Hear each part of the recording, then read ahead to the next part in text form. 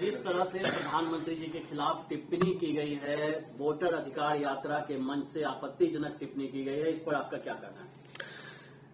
दिक्कत तो इसी बात की है ना कि जिस भाषा का ये लोग इस्तेमाल करते हैं, राजनीति में मतभेद होंगे और वो स्वाभाविक है। और भारत जैसे लोकतंत्र में जहां पे इतनी विविधताएं हैं, जहां पे इतने राजनीतिक दल हैं, हर किसी का अपना पक्ष होगा, हर किसी का अपना मत होगा।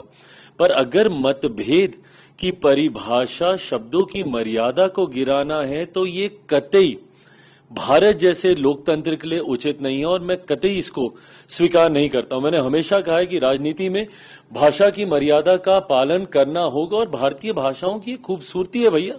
इतना बढ़िया शब्दकोश है भारत की हर भाषाओं के पास कि आप बड़े से बड़े विवादित विषय को बड़े से तीखा वार आप मर्यादित शब्दों में कर सकते हैं।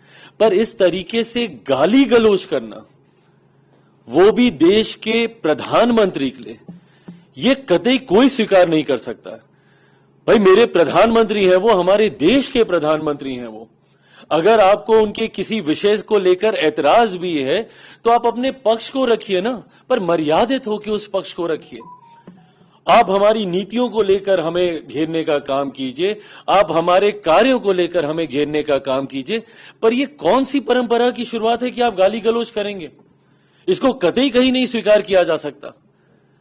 और कांग्रेस जैसी पार्टी जो कि देश की सबसे पुरानी पार्टियों में से एक है, कांग्रेस जैसी पार्टियों के रहते हुए इस तरीके की भाषा का इस्तेमाल किया जा रहा है।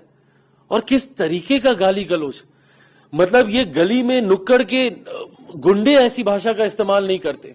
और ये वही चलन है, ये वही परंपरा है राष्ट्रीय जनता दल जैसी पार्टियों की, जिसकी वजह से 90 के दशक से बिहार जो हमारा बदनाम हुआ है, आज तक हम लोग अपने उस खोए हुए गौरव स्वाभिमान की हम लोग लड़ाई लड़ रहे हैं। राष्ट्रीय जनता दल जैसी पार्टियों ने जिस तरीके से 90 के दशक से बिहार को बदनाम करने का काम किया, यही बोलचाल की वजह से, इसी तरीके की कार्यशैली की वजह से। सोचिए, ये इनके कार्यकर्ता हैं जो प्रधानमंत्री के लिए मां बहन की गालियों का इस्तेमाल कर रहे हैं। ये कार्यकर्ता है कि ये गुंडे हैं आपके भैया? और ये वही लोग हैं जिन्होंने 90 के दशक में किस तरीके से अपराध, हत्या, लूटमार, डकैती, बलात्कार जैसी घटनाओं को चरम सीमा पर ये लोग लेकर गए थे। जो व्यक्ति गाली गलौज खुलेआम खुले मन से कर सकता है, राजनीतिक दल के वरिष्ठ नेताओं के सामने कर सकता है, वो सोचिए वो अपने घर में, गांव देहात गांव में जाके वो क्या कर रहा होगा। किस तरीके की राजनीति राष्ट्रीय जनता दल और कांग्रेस जैसी पार्टियां करना चाह रहे हैं। और जब चुनाव आता है, इस तरीके से भाषा की मर्यादा को ये लोग गिराने का काम करते हैं।